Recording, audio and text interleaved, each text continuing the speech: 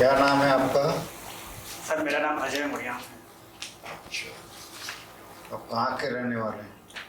Sir मैं बीजापुर जिले में तुलसी ब्लॉक से रहने वाला हूँ। बीजापुर जिले में। जी सर। यहाँ से बीजापुर की दूरी कितनी है? सर यहाँ से अराउंड 450। 450।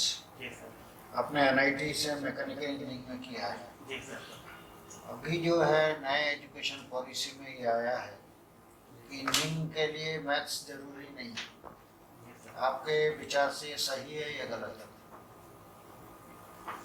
सर इंजीनियरिंग में मैथमेटिकल स्किल्स की जरूरत पड़ती है और उसमें बहुत सारी चीज़ें मैथमेटिकल और एनालिटिक रहता है, उसमें एनालिसिस वगैरह का। मेरे ख्याल से कुछ हद तक मैथमेटिक्स को इसमें रखना ही चाहिए। अच्छा, अभी आप कोई जॉब करते हैं? नहीं सर। नहीं करते हैं। जी। अच्छा, आपने इसमें लिखा है हॉबी में क्या लिखा है? ट्रैकिंग लिखा है और एनसीसी किया है। ट्रैकिंग। जी सर। ट्रैकिंग आप कहीं किए हैं? सर आज सच कोई ट्रैकिंग मैंने नेशनल लेवल पर किया नहीं है, लेकिन जो मेरा जो घर है उस आसपास जंगल है, बहुत घना जंगल है। तो बचपन से ऐसा हुआ कि कुछ काम से, जब घर के कुछ काम से हम जंगल जाना होता था। तो अभी भी जब भी जाता हूँ तो जंगल वीक में हर 2 बार ऐसे ट्रैकिंग जैसा लंबे सुबह से शाम तक ऐसा जाते हैं। वैसे ही नेचुरली मेरा एक हॉबी डेवलप हुआ सर वो। अच्छा, आपने एनसीसी में सी सर्टिफिकेट किया है। जी सर। सी सर्टिफिकेट का कोई एडवांटेज मिलता है क्या? जब सर स्पेशली जब आर्म्ड फोर्सेस में हम जाते हैं तो वहाँ इसको प्रायोरिटी दी जाती है सर। आपको आर्म फोर्स में जाने की इच्छा नहीं है? सर मैंने एग्ज़ाम दिया था। सीडीएस वगैरह दिया है? सर जी सर। अच्छा, मैकेनिकल इंजीनियरिंग आप एनआईटी रायपुर से आपने किया है, परसेंटेज भी अच्छा है। जी सर। तो आप प्रशासनिक सेवा में ही क्यों आना चाहते हैं? आप तो इंजीनियरिंग ग्रेजुएट हैं। जी सर। सर स्टार्टिंग में ऐसा था कि इंजीनियरिंग आगे करूँगा, कैरियर बनाऊँगा, बट बीच में ऐसा लगा कि मुझे उसमें ज़्यादा नहीं कर पाऊँगा, ऐसा लगा। तो मैंने फिर सिविल सर्विस को देखा, वहाँ फिर मेरा वैसे रुझान भी था इसमें, सिविल सर्विसेज में। रुझान था तो आप तो आर्ट्स या साइंस ग्रेजुएट, कॉमर्स ग्रेजुएट हो सकते थे, जी सर। क्योंकि आप एक स्किल्ड उसमें आप गए, प्रोफेशनल कोर्स में गए। जी सर। नेशन का एक बहुत बड़ा पैसा आपके पीछे खर्च हुआ, अचानक आपने लाइन चेंज कर दी। सर जब मैं 12वीं से पास आउट हुआ तो उस समय जो हमारे पीयर अंडरस्टैंडिंग थी या सोशल परसेप्शन था, और उस समय एक ऐसा था कि स्कूल से निकलने के बाद एक अच्छे इंस्टीट्यूट से मैं डिग्री लूँ। तो उस वक्त जो अंडरस्टैंडिंग थे उसके अनुसार मैंने एग्ज़ाम दिया था जेईई मेन का, उसके तहत मेरा एनआईटी में सिलेक्शन हुआ था। अजय जी बीजापुर के रहने वाले हो? जी सर। नक्सल को आप बहुत करीबी से देखे होंगे। जी सर। क्या लगता है भाई, छत्तीसगढ़ में नक्सली की समस्या जो है, नक्सल समस्या पिछले 20-30 साल से है, जी सर। क्यों नहीं पा रहा है इसका? एक तो ऐसे जियोग्राफिकली देखेंगे तो वो पूरा डेंस फॉरेस्टेड इलाका है, साथ में एक ट्राई जंक्शन जैसे बॉर्डर स्टेट्स है बहुत सारे। तो इसके वजह से क्या होता है, नक्सलाइट का जो मूवमेंट होता है एक बॉर्डर से दूसरे बॉर्डर में, वो इजीली हो जाता है, जिसके वजह से सिक्योरिटी फोर्सेस को एक कोऑर्डिनेशन में दिक्कत आती रही है। इस चीज़ को भी दूर करने की कोशिश की जा रही है वैसे। और इसके अलावा वो क्षेत्र का पिछड़ापन है जहाँ पर अधोसंरचना की उतनी विकास नहीं हो पाए, जिसकी वजह से एडमिनिस्ट्रेशन अंदरूनी इलाका। आपको नहीं लगता राजनीतिक इच्छा शक्ति की कमी है?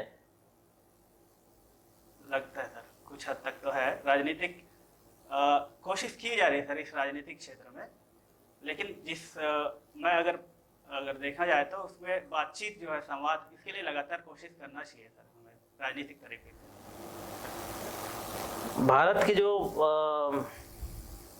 स्वतंत्रता आंदोलन है, जी सर। स्वतंत्रता आंदोलन में सुभाष चंद्र बोस क्या रोल था इनका? सर सुभाष चंद्र बोस जी एक सोशलिस्ट नेता थे। उन्होंने शुरुआत में जो राष्ट्रीय कांग्रेस है उसके साथ मिलकर काम किया, लेकिन बाद में 1939 में कुछ मतभेद होने की वजह से उन्होंने अपना एक फॉरवर्ड ब्लॉक इस्टेब्लिश किया था। लेकिन फिर बाद में उन्होंने सिंगापुर जाकर एक Indian armed force, Azad Hind force की स्थापना की और उसको एक मिलिटरीली देश को आज़ाद करने के लिए एक आर्मी ऑर्गेनाइज की थी सर उन्होंने। छत्तीसगढ़ को अगर हम देखें, कई तरह की समस्याएं अभी कुछ देर पहले चर्चा कर रहे थे उसके बारे में। तो आपको ऐसा लगता है कि ये किसानों की अधिकता है यहाँ पर, कृषि बिल का विरोध बहुत से लोग कर रहे हैं, तो उसका कोई असर छत्तीसगढ़ में भी आपको दिखाई दे रहा है क्या? छत्तीसगढ़ में जो कृषि बिल जो आया है वो खासकर मंडी में जो तब्दीलियां हुई है मंडी बिल में, मंडियों को लेके उसको लेके विरोध हो रहा है सर। और छत्तीसगढ़ में जो मंडी स्तर पर जो किसान इन्वॉल्व है वो कम है सर। नहीं, लेकिन मंडी का विरोध हो रहा है, कृषि बिल में कुछ ऐसा है क्या कि मंडी की व्यवस्था खत्म कर रहे हैं वो? सर डायरेक्टली मंडी की व्यवस्था को खत्म करने का कोई ऐसा प्रावधान तो नहीं है उसमें। या एमएसपी को लेकर के कोई कि भाई हम नहीं सर, उसमें भी एमएसपी को खत्म करने का ऐसा कोई प्रावधान नहीं है। तो फिर किस चीज को लेकर के विरोध है? उसमें जो है शंका है कि जो जिस तरीके से बिल को लाया गया है, जल्दबाजी में लाया गया है, ऐसा किसान कह रहे हैं, किसान संगठन। और साथ में ही जो पहले जो था कि मंडी में आप बेच सकते हैं वहाँ जाके, अब बाहर में आप प्राइवेट एंटिटीज जो होते हैं उनको भी आप बेच सकते हैं। तो उसमें कहीं एमएसपी का ऐसा जिक्र नहीं है कि आप एक पर्टिकुलर एमएसपी लेवल के ऊपर ही खरीदना है या फिर उसके नीचे ही खरीदना है, ऐसा। तो इससे किसानों में एक भय है कि इसमें मंडी जो है धीरे धीरे उसका रोल कम ना हो जाए और किसानों को मजबूरन उनके डिसएडवांटेज में ऐसा कॉन्ट्रैक्ट साइन ना करना पड़े जहाँ पर उनको एमएसपी के नीचे बेचना पड़ सकता है। पर छत्तीसगढ़ में तो ऐसा नहीं लगा कि किसान इस तरह का विरोध कर रहे हैं, तो उसका क्या कारण लगता है आपको? सर इसमें जो हमारे जो किसान है वो लार्ज स्केल प्रोडक्शन नहीं हो पाता है, मेन ये चीज़ है। यहाँ तो धान की खरीदी बहुत बम्पर पैदावार है, वैसी खरीदी हो रही है। जी सर। तो ये तो हम नहीं कह सकते कि लार्ज स्केल पर धान को धान को फूड कॉर्पोरेशन ऑफ इंडिया के तहत उसको खरीदा जाता है, जिसमें एमएसपी पे खरीदा जा रहा है।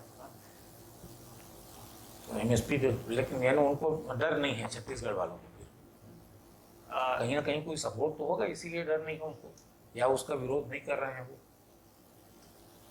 राज्य शासन उनके लिए कोई व्यवस्था कर रही है क्या? सर धान को लेके जो एमएसपी राज्य शासन द्वारा जो 2500 का निर्धारित किया गया है, और जो केंद्र सरकार जो है वो 1940 के करीब है, तो उसमें वो सेटिस्फाइड है। बीजापुर जिला कब बनाया गया? सर 2007 में बना है। बीजापुर जिला बनने के बाद क्या वहाँ पे समस्याएं कम हुई? समस्याएं एक जो उनको जो पहले उससे पहले दंतेवाड़ा मुख्यालय हुआ करता था सर, तो उनको जो ट्रैवलिंग करने की, यात्रा करने के रहते थे वो कम हुआ है, जिससे जो प्रशासन की जो सुविधा है पहुंच लोगों तक पहुंची है सर, बढ़ी है। क्या अब प्रशासन रास रूप पे पहुंच पाया है बीजापुर? मतलब जो दूरस्थ गाँव है वहाँ पर क्या अब चिकित्सा शिक्षा की व्यवस्था बहुत अच्छी हुई?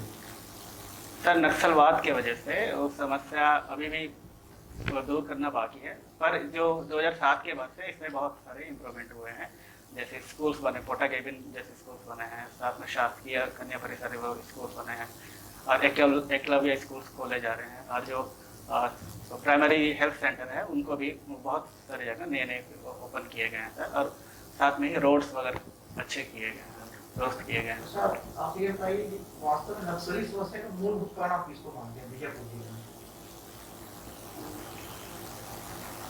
बेसिक रीजन क्या है वहाँ पे नक्सली समस्या? बेसिक रीजन मेरे ख्याल से सर वो आदिवासी पिछड़ापन है सर। एक आपने कहा कि जिला 2007 से जिला बना, प्रशासन की पहुंच बनी, शिक्षा व्यवस्था देने लगी है, जी सर। ठीक है, तो अब क्या स्वीकार्यता शासन की लोग पब्लिक में नहीं बढ़ी? आपने 2007 आज से 14 साल हो गए नए जिला बने, मतलब हम बहुत नजदीक तक पहुंच चुके लोगों के, तो उससे एक स्वीकार्यता शासन की, निश्चित रूप से अगर नक्सलवाद है तो उसका एक बड़ा कारण होगी शासन की अस्वीकार्यता, ठीक है, उसका कोई कारण नहीं। आपने कहा पिछड़ापन, किस तरह पिछड़ापन उसका कारण है? सर उसमें एक है कि पिछड़ापन दूरी जो है सर, सरकार जो अंदरूनी क्षेत्रों में अगर देखेंगे तो जैसे कनेक्टिविटी नहीं है वहाँ, मोबाइल नहीं है, इलेक्ट्रिसिटी नहीं है, हॉस्पिटल्स जो अंदर गांव हैं उनमें अभी तक नहीं पहुँचा है सर। और इसमें साथ में ही जो सिक्योरिटी पर्सनल वगैरह जो है उसकी वजह से एक हमेशा कांस्टेंट म्यूचुअल मिसट्रस्ट जो रहता है आदिवासी और जो सरकार के जो विभिन्न तबके हैं उनके बीच पर, तो इस वजह से ये भी कहीं ना कहीं विकास में एक बाधा का रूप काम करती है। आरक्षण को लेकर के भी काफी माहौल जो है गर्म है, खासतौर पर ओबीसी आरक्षण को लेकर। आरक्षण क्या है वैसे? आरक्षण सर सोशली जो सोशो इकोनॉमिकली जो निचले स्तर पर समाज में उनको बराबर स्तर पे लाने के लिए एक कोशिश है सर, और इसमें आरक्षण की तरफ तहत सरकारी नौकरियों में उनको एक विशेष रिजर्वेशन मिलता है आरक्षण। नहीं, मेरा पूछना ये कि आखिर आरक्षण क्या है, क्यों दिया जाता सर क्या दिया जाना जरूरी है? जी और अगर मान लीजिए कि किसी को आरक्षण दिया गया जी सर, और वो उस आरक्षण से अधिकारी पद पर पहुंच जाता है, तो क्या फिर उसके जो संतान है या उसकी जो पीढ़ी है आगे आने वाली, क्या उसको आरक्षण दिया जाना चाहिए? सर आरक्षण दिया गया है सोशल बेसिस पे, ना कि इकोनॉमिक बेसिस पे सर। नहीं, इकोनॉमिक बेसिस पर भी तो दिया गया ईडब्ल्यूएस को। ओबीसी को दिया गया है। ईडब्ल्यूएस सर हाँ ईडब्ल्यूएस को दिया गया था। तो अच्छा, संविधान की मूल भावना क्या कहती है कि आरक्षण किस आधार पर दिया जाए? आरक्षण सोशल बेसिस पे दिया चाहिए। सोशली बैकवर्ड है तो उनको आरक्षण दिया जाना चाहिए ताकि हम सोशल इक्विटी अचीव कर पाएं। सोशल इक्विटी अचीव करने के लिए। जी। तो फिर इकोनॉमिक बेसिस पर क्यों दिया गया, फाइनेंशियल बेसिस? कुछ अगर सोशली वो ऊपर है सामाजिक स्तर पर, लेकिन फिर भी आर्थिक रूप से उतने सक्षम नहीं है कि वो एक आगे बढ़ सकें सर। तो क्या प्रयास किया गया इसके लिए? अच्छा, ईडब्ल्यूएस कौन होता है? सर ईडब्ल्यूएस होता है एक सामान्य कैटेगरी में, जनरल कैटेगरी में, जो जिनकी सैलरी जिनका इनकम जो है 8 लाख से नीचे है, उनको ईडब्ल्यूएस कैटेगरी में लिया गया था। अच्छा, इसमें मतलब ओबीसी के नॉन क्रिमिनल नहीं आएंगे क्या ईडब्ल्यूएस में? ओबीसी के नहीं क्या, क्यों नहीं आएंगे? Sorry sir. ईडब्ल्यूएस में तो कहीं भी ऐसी परिभाषा नहीं दी गई कि सवर्ण वर्ग ही केवल आएगा। ईडब्ल्यूएस की परिभाषा में तो क्यों इतना लिखा हुआ है कि जो पहले से किसी भी आरक्षण का लाभ ना ले रहा हो, तो ओबीसी नॉन क्रिमिनल को तो आरक्षण नहीं मिलता। हाँ? तो वो आएगा कि नहीं आएगा, ये बताइए। नहीं पता। अच्छा, वर्तमान में जो महंगाई बढ़ रही है, जी सर। इस महंगाई के लिए आप किसको जिम्मेदार मानते हैं? अगर महंगाई में एक महंगाई बढ़ी है ना, पेट्रोल के दाम बढ़े, पेट्रोल डीजल के दाम बढ़े, जी सर। क्यों बढ़े? पेट्रोल का दाम एक इंटरनेशनल लेवल पे जो होता है क्रूड ऑयल, इंटरनेशनल लेवल पर क्रूड ऑयल के दाम तो घट रहे हैं। जी सर, तो उसके बीच सरकार ने टैक्स बढ़ाया है इसमें main। तो रीजन क्या है उसके पीछे, महंगाई बढ़ने के रीजन क्या है? सर कोविड सिचुएशन को लेके सरकार को बहुत सारे ऐसे फंड्स जो है इसमें हेल्थ सेक्टर में डालना पड़ा है, और इसमें साथ में कोविड के समय में गवर्नमेंट का रेवेन्यू घटा है सर अन्य क्षेत्रों से, तो उस चीज़ को रेवेन्यू बढ़ाने के लिए इसमें एक्सरसाइज ड्यूटीज वगैरह अभी बढ़ाई गई है। हमारे माननीय राहुल गांधी जी ने सरकार के ऊपर आरोप लगाया, प्रधानमंत्री मोदी जी के ऊपर में, जी सर। कि सरकार जो है संपत्तियों को बेच रही है। और उन्होंने एक सरकार ने जो अभी हाल ही में जो प्रोग्राम लॉन्च किया उसको लेकर के ये आरोप लगाया। किस रूप में देखते हैं, कौन सा प्रोग्राम है? सर इसमें नेशनल मोनेटाइजेशन पाइपलाइन जो है एक सरकार ने इसकी घोषणा की है, जिसके तहत सरकार के विभिन्न जो असेट वगैरह हैं उनको लीज पर या फिर बेचकर उसको करीब $81 बिलियन। तो लीज पर जब दे रहे हैं तो उन्होंने बेचने का आरोप क्यों लगाया?